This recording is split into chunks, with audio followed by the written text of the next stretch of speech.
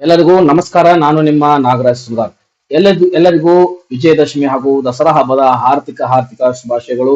Happy Dasara to all my dear friends.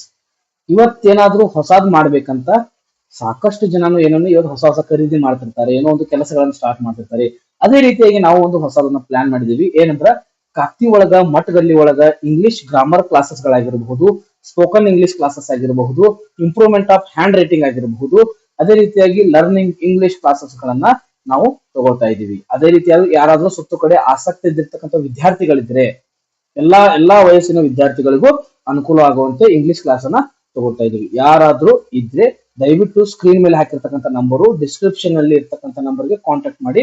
ಅದೇ ರೀತಿಯಾಗಿ ಕೇವಲ 3 ದಿನ ಬಾಕಿ ಇರೋದು. 5ನೇ ತಾರೀಕಿಂದ ನಾವೇನ್ ಮಾಡ್ತಾ ಇದ್ವಿ, ಕ್ಲಾಸಸ್ ಗಳನ್ನ ಸ್ಟಾರ್ಟ್ ಮಾಡುವಂತ ಪ್ಲಾನಿಂಗ್ ನಲ್ಲಿ ಇದೀವಿ. ನಾವೆಲ್ಲ ಬೋರ್ಡ್ ಆಗಿರಬಹುದು, ಅನೇಕ ಸೆಟಪ್ ಗಳೊಂದಿಗೆ ಓದ್ಲಿಕ್ಕೆ ಬುಕ್ಸ್ ಆಗಿರಬಹುದು, ಓದುವ ಹವ್ಯಾಸ ಆಗಿರಬಹುದು, ಯಾವ ರೀತಿ ಓದ್ಬೇಕು, ಯಾವ ರೀತಿ ಫೋಕಸ್ ಮಾಡಬೇಕು ಸ್ಟಡಿ ಮೇಲೆ ಅಂತಕ್ಕಂಥದನ್ನ, ಕಾನ್ಸಂಟ್ರೇಷನ್ ಲೆವೆಲ್ ಅನ್ನ ಯಾವ ತರ, IQ ಅನ್ನ ಯಾವ ತರ ಹೆಚ್ಚು ಮಾಡ್ಕೊಳ್ಬೇಕು, ಯಾವ್ಯಾವ ಫೋಕಸ್ ಮಾಡಿದ್ರೆ ಯಾವ ತರ ಇಂಗ್ಲಿಷ್ ನಲ್ಲಿ ಸ್ಕೋರ್ ಗಳನ್ನ ಮಾಡಬಹುದು ಅಂತಕ್ಕಂಥದನ್ನ ನಾನ್ ನಿಮ್ಗೆ ತಿಳಿಸ್ಕೊಡ್ತಾ ಇದ್ದೀನಿ. ಅದೇ ರೀತಿಯಾಗಿ ಯಾರಾದ್ರೂ ಜಾಬ್ ಮಾಡ್ತಿದ್ರೆ, ಅವ್ರಿಗೆ ಏನಾದ್ರು ಇಂಗ್ಲಿಷ್ ನಲ್ಲಿ ಹರ್ಡಲ್ಸ್ ಗಳಿದ್ರೆ, ಅವ್ರಿಗೆ ಏನಾದ್ರು ಪ್ರಾಬ್ಲಮ್ ಆಗ್ತಾ ಇದ್ರೆ, ಅವರು ಕೂಡ ಕ್ಲಾಸಸ್ ಗಳಿಗೆ ಜಾಯ್ನ್ ಆಗಬಹುದು.